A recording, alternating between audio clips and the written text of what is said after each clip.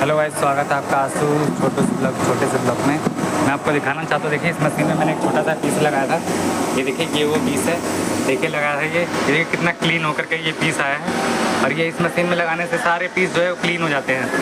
तो देखिए, ये पीस लगाऊंगा और वही पीस वैसे निकल करके आएगा। ये पीस ऐसे लगाना होता है। देखिए लग गया ये पीस। अब ये पुश हो जाता है। इसके बाद बिल्कुल क्लीन होकर के पीस निकल करके आता है गाइस। रात के बज चुके हैं 10:30 से 11 बजने वाला है।